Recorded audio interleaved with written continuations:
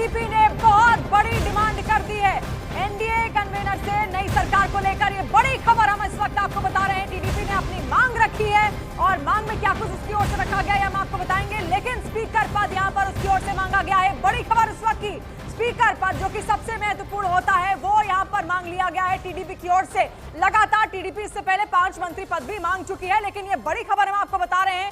TDP का जो प्रदर्शन रहा है वो भी काफी अच्छा रहा है। 16 सीटें टीडीपी के पास हैं और ऐसे में अब जो दबाव की राजनीति है वो शुरू हो चुकी है एनडीए गठबंधन के अंदर और एनडीए से जुड़ी हुई है। बड़ी खबर हम आपको बता रहे हैं। सरकार चलाने की कवायद, सरकार बनाने की कवायद नई सरकार को लेकर यहां पर हो जरूर रही है, लेकिन जो प्रेशर है इस वक्त बीजेपी के ऊपर टीडीपी को लेकर और खासतौर पर नीतीश कुमार को लेकर दोनों ही देखने को मिल रहा है। और टीडीपी की ये बड़ी डिमांड है जहां पर स्पीकर का पद उनकी ओर से मांगा गया है। अमित पांडे इस वक्त हमारे साथ जुड़े हैं। अमित, स्पीकर का पद मांग लिया गया है टीडीपी की ओर से, बड़ी खबर है ये, और क्या जानकारी और क्या शर्तें रखी गई? देखिए, 2 प्रमुख विकल्प रखे गए टीडीपी की ओर से बीजेपी सेंट्रल लीडरशिप की को, और ये 2 चीजें हैं कि पहला, वाजपेयी सरकार की तर्ज पर उनको स्पीकर और कन्वेनर का पद मिले और बाहर से टीडीपी समर्थन करती रहे, और दूसरा, अगर स्पीकर पद इनको नहीं मिलता है तो कुछ प्रमुख मंत्रिपरिषद की जो पोस्ट है वो इनको मिले। कुल मिलाकर केंद्रीय स्तर पर टीडीपी की भूमिका प्रमुखों ये साफ कर दिया है।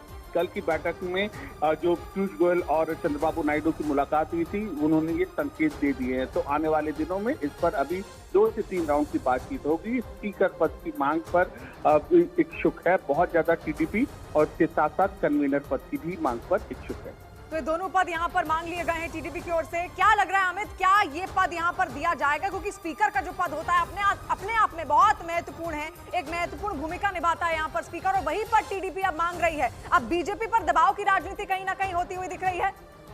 देखिए, अभी इस पर अब समन्वय बैठक होगी और कुल मिलाकर जो एनडीए बतौर घटक दल कल पहली मीटिंग के बाद संयोजक, उसके बाद सेक्रेटरी, जो भी एनडीए के अलग अलग पदाधिकारी, उनकी भी घोषणा होनी बाकी है। तो ये उन्होंने अपनी मंशा जाहिर की है।